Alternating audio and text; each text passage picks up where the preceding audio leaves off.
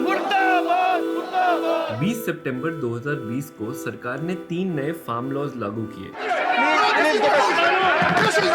सरकार के हिसाब से ये 3 कानून किसानों को एक deregulated free market system provide करेंगे, जिससे वो अपने पुराने एपीएमसी मंडी और एमएसपी के सिस्टम से बाहर निकल पाएं और अपनी आमदनी बढ़ा सकें। मगर किसान इन लॉज के आने से बिल्कुल खुश नहीं है। ये सिर्फ जो जमाखोरी है, जमाखोरी के लिए काम सरकार कर रही है। ਅਸੀਂ ਕਹਿੰਦੇ नेता कोई गलत नहीं, ਅਸੀਂ गलत है, ਅਸੀਂ ਜਿਹਨੂੰ ਵੋਟਾਂ ਪਾਈਆਂ। जब मोदी जी कह रहे आके ये कानून सारे लिए बनाए 3 जो हमारे आने वाली पीढ़ियां के मृत्यु के वारंट हैं। ਇਹ ਅਮੀਰਾਂ ਨੂੰ ਹੋਰ ਅਮੀਰ ਕਰਦਾ ਤੇ ਗਰੀਬਾਂ ਨੂੰ ਹੋਰ ਗਰੀਬ ਕਰਦਾ। ये कानून रद्द नहीं करेगा, हम यहाँ से हिलेंगे। तो ये नए कानून लाए क्यों गए और क्या वाकई इनसे किसानों का फायदा होगा?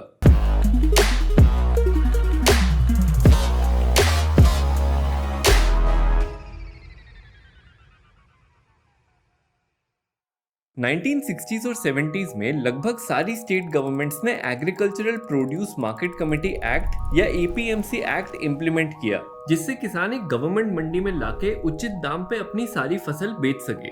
इन मंडियों को एपीएमसी मंडी कहते हैं। अगर आप याद करेंगे जो मैंने आपको 50 की और 60 के दशक के बारे में बताया कि व्यापारी गुट बहुत स्ट्रांग था और वो होर्डिंग कर रहा था, प्राइसेस मैनिपुलेट हो रहे थे, तो उसको तोड़ने के लिए मंडियां बनी, मंडी की व्यवस्था बनी। तो ये मंडी सिस्टम काम कैसे करता है? समझ लो एक किसान ने 30 क्विंटल गेहूं उगाया। अब वो इस गेहूं को अपनी नजदीकी एपीएमसी मंडी में ले जाता है। यहाँ वो अपने अर्तिया यानी कमीशन एजेंट की मदद से फसल को बाजार में उतार देता है। अब इस फसल पे व्यापारी बोली लगाते हैं और सबसे ऊंची बोली लगाने वाले को फसल बेच दी जाती है। इसको प्राइस डिस्कवरी कहते हैं। इसके बाद ये अनाज जरूरत के हिसाब से ट्रेडर्स मार्केट या अपने गोडाउन्स में भेज देते हैं। ये पूरा प्रोसेस मार्केटिंग कमेटी के लाइसेंस्ड ऑफिशियल्स द्वारा कंडक्ट और ओवरसी किया जाता है, ताकि सब रूल्स के अनुसार हो। और एपीएमसी मंडी में होने वाली हर ट्रांजैक्शन पे मार्केटिंग कमेटी थोड़ा टैक्स या सेस भी लगाती है। जो भी किसान से खरीदेगा उसको पहले मंडी में लाइसेंस लेना पड़ेगा। लाइसेंस लेकर उसको वहां पे थोड़ा इंफ्रास्ट्रक्चर सपोर्ट मिलेगा, गोदाम मिलेगा, वेइंग करने की, वजन करने की जगह मिलेगी, पर उसको कुछ डिपॉजिट भरना पड़ेगा मंडी, जिससे वो किसान का पैसा लेके भाग ना जाए। तो एक ये जो बैकअप था किसान के लिए शोषण से बचने का, ये बहुत इंपॉर्टेंट बैकअप था। सरकार भी अपनी पीडीएस और बफर स्टॉक रिक्वायरमेंट्स के लिए एपीएमसी मंडी में ही किसानों से एमएसपी पे अनाज प्रोक्योर करती है। इसी के चलते मंडी में एमएसपी एक बेस प्राइस बन जाता है। मगर बढ़ते एग्रीकल्चरल आउटपुट के हिसाब से इन मंडियों का इंफ्रास्ट्रक्चर टाइम पे बढ़ाया नहीं गया, जिसकी वजह से 90s के आते आते एपीएमसी मंडीज का गोल्डन पीरियड खत्म होने लगा।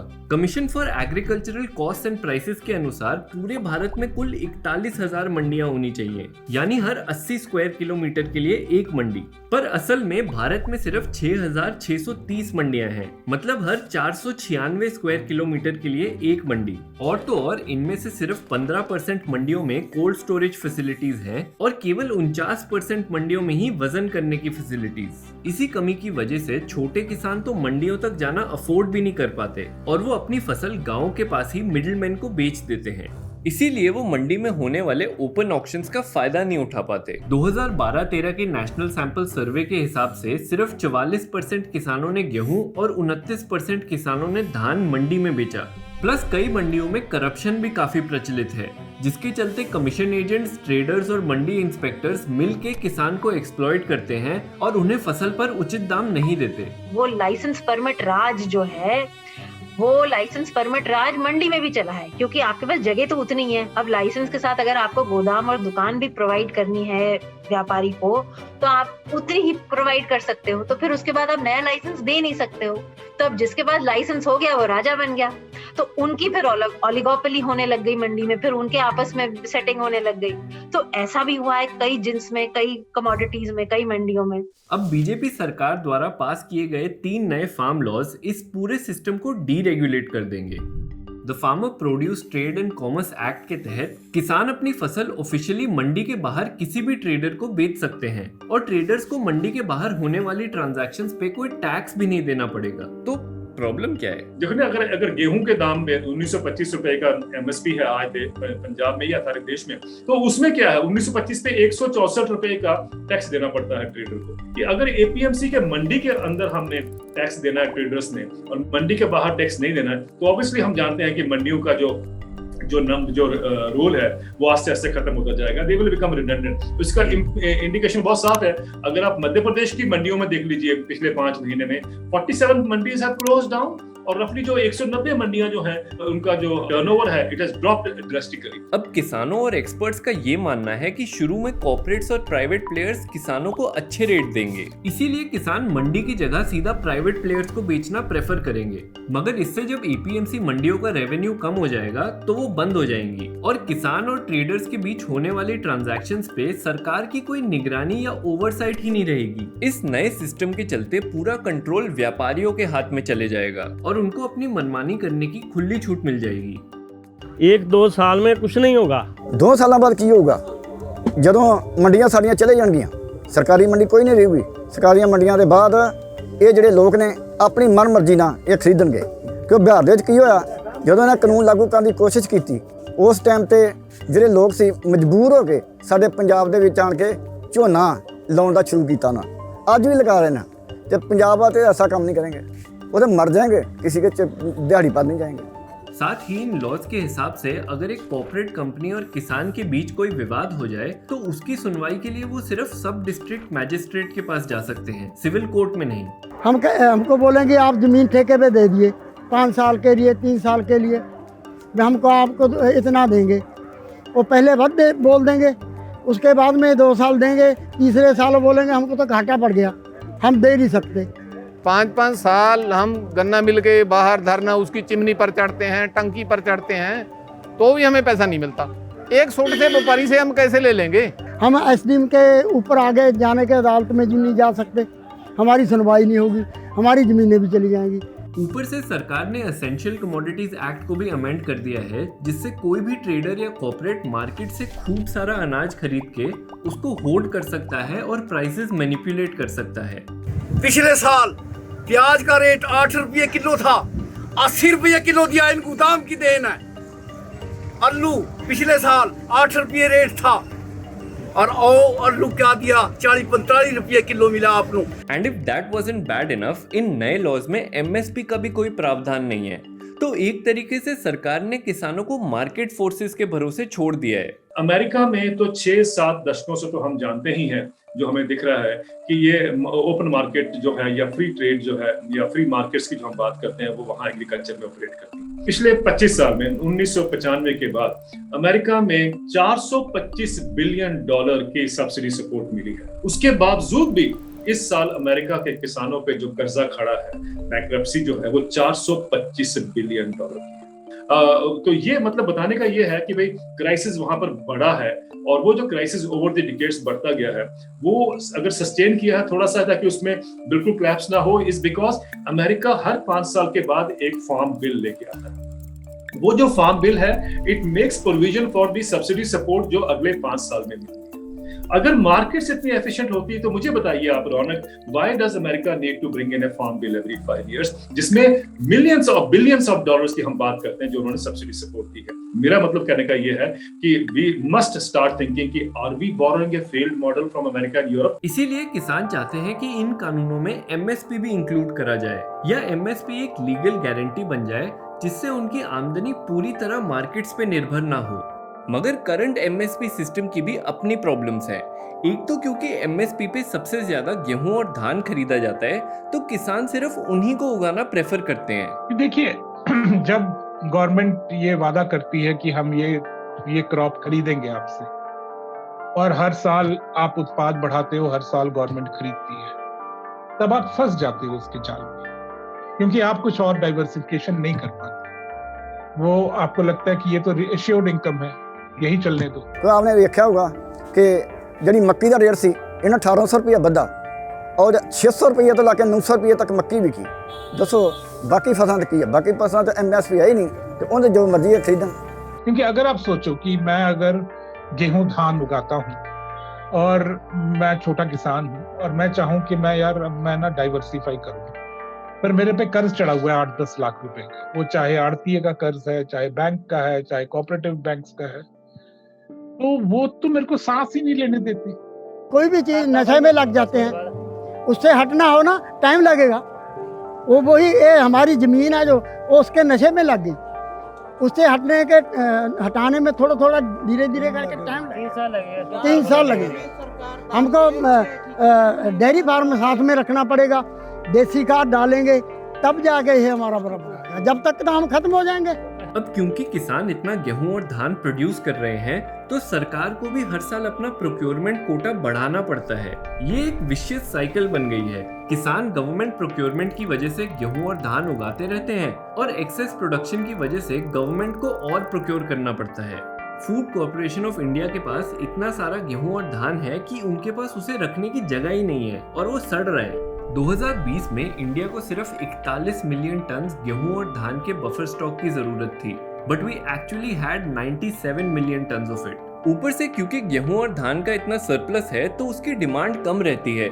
इसी वजह से ना तो उसका मार्केट प्राइस बढ़ता है और ना ही किसानों की इनकम्स। और तो और सिर्फ 6% किसानों को MSP का फायदा होता है and 68% of the total sales by farmers were below MSP this year. तो फिर MSP की इतनी ज्यादा डिमांड क्यों है? कुछ लोग कहते हैं 6% ही किसान अगर डिपेंडेंट है तो उसमें क्या जरूरत है, फिर तो आप उसमें मार्केट्स को ऑपरेट करने दीजिए। एक तो ये कहा जाता है एज इफ कि ये 6% ने सारे देश में जितने किसान उन्होंने ऑप्ट किया कि हम MSP लेंगे। ऐसा नहीं है। अगर यही सिस्टम हमने सारे देश में फॉलो किया होता तो किसान की जो इनकम है, जो आज उसकी इनकम सिक्योरिटी वो उसको काफी हद तक और बढ़ जानी थी, मिलनी थी उसको। Think of APMC mandis and MSP like government schools and hospitals. चाहे वो कितने भी बुरे हो, पर वो करोड़ों ऐसे लोगों को एजुकेशन और हेल्थ फैसिलिटीज प्रोवाइड करते हैं जो प्राइवेट स्कूल या हॉस्पिटल अफोर्ड नहीं कर सकते। अब सरकार का काम है इन्हें सुधारना, ना कि इन्हें प्राइवेट प्लेयर्स के हवाले छोड़ के अपना पल्ला झाड़ लेना। बिना MSP और मंडियों के किसानों के पास कोई सेफ्टी नेट नहीं रहेगा। जो मंडी थी वो एक पब्लिक स्पेस थी, publicly regulated space. There is a way to hold traders accountable, private traders in the mandi. Madhya Pradesh की मंडियों में तो किसानों ने प्रदर्शनी करी है, 20 दिन खरीदी रुकवा दी है व्यापारियों की कि कोई खरीदारी नहीं होगी जब तक आप ये पेमेंट ठीक नहीं करोगे, जब तक आप पेमेंट ठीक नहीं करोगे। और फिर व्यापारी झुके हैं उसके सामने और फिर बदलाव आया है मंडियों में। तो वो जो पब्लिक व्यवस्था जिसको हम बोलते हैं वो है मंडी व्यवस्था हमारी। तो पब्लिक व्यवस्था को स्ट्रेंथन करने की जरूरत है, उसको मजबूत बनाने की जरूरत है, ना कि उसको पूरा नकार के हटा देने की। तो लाइसेंस परमिट राज आप हटाओ ना। अगर आप कहो कि जिसको खरीदना है मंडी में आके खरीदो, गोदाम मिले ना मिले कोई बात नहीं, पर आप आओ, खरीदो, डिपॉजिट दो और हम आपको अकाउंटेबल होल्ड करेंगे। वहां आप बदलाव लाओ, वहां रिफॉर्म की जरूरत है, ना कि आप पूरा अनरेगुलेट कर दो कि किसी को होश ही नहीं कौन खरीद रहा है, कौन बेच रहा है, कौन जा रहा है। और बेचारा किसान जो पहले शोषण हो रहा था आज भी उसी तरह शोषण होता रहेगा, क्योंकि जो पावर डायनामिक्स है तो वो है ही ना। व्यापारी तो किसान से आज भी ज्यादा मजबूत है ही। APMC मंडी और MSP की प्रॉब्लम सॉल्व करने की जगह सरकार एक बिल्कुल नया डीरेगुलेटेड सिस्टम इंट्रोड्यूस कर रही है। सरकार इस उम्मीद में है कि प्राइवेट सेक्टर के आने से सब ठीक हो जाएगा, मगर जैसा हमको पता है प्राइवेट सेक्टर सिर्फ प्रॉफिट के बारे में सोचेगा, किसानों की भलाई के बारे में नहीं। मतलब ये तो बिल्कुल जले पे नमक छिड़कने वाली बात हो गई। और इसीलिए इन किसानों में एक डीप सेंस ऑफ बिट्रेयल है। जब 60s में देश को खूब सारे अनाज की जरूरत थी तो इन ही किसानों ने अपनी और अपनी जमीन की सेहत दांव पे लगा के देश के लिए खाना उगाया। और अब जब हरित क्रांति के सारे बेनिफिट्स खत्म हो गए हैं तो सरकार इनको अबैंडन करना चाहती है।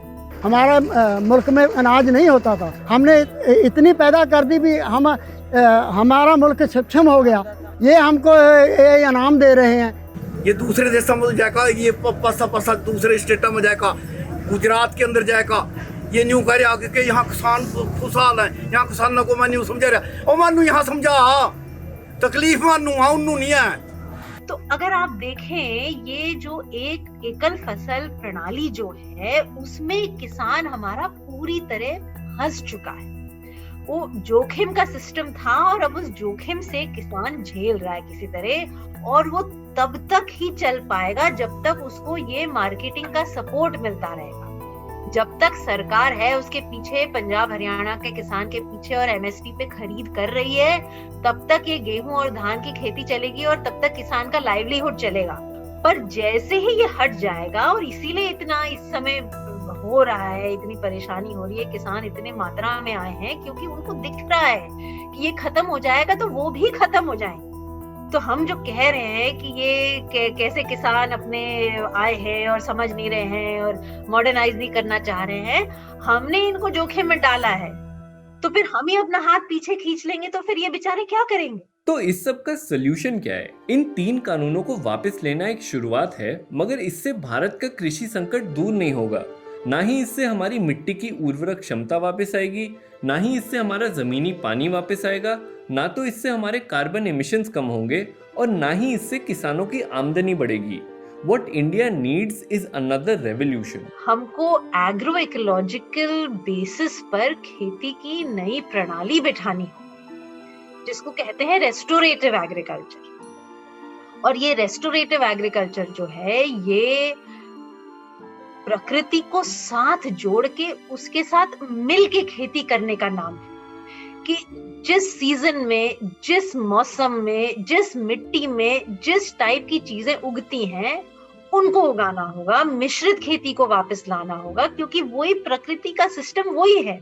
क्योंकि इसको हम सिर्फ धान, गेहूं, एमएसपी मंडी के नजरिए से नहीं देख सकते। जब आपके देश में इतने अलग अलग एग्रो इकोलॉजिकल जोन्स हैं, इतने अलग अलग मौसम है, इतने अलग अलग किस्म की मिट्टी है, उससे जुड़कर हमको चलना होगा। तो इसमें क्या करना होगा कि सरकार ने जैसे पहले किसान को इंसेंटिवाइज करा, प्रेरित करा धान गेहूं उगाने के लिए, अब सरकार को इंसेंटिवाइज करना पड़ेगा किसान को रेस्टोरेटिव एग्रीकल्चर की तरफ।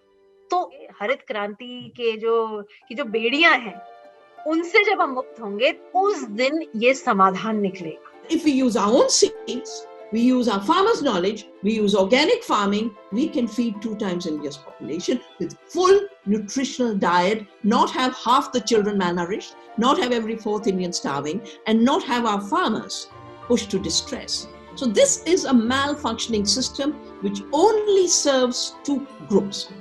The chemical industry, whom I call the poison cartel, and the traders. I know ये सब सुनने में बहुत मुश्किल लगता है, but 60 years ago the government carried out a revolution that changed the face of Indian agriculture. So why can't we do it again?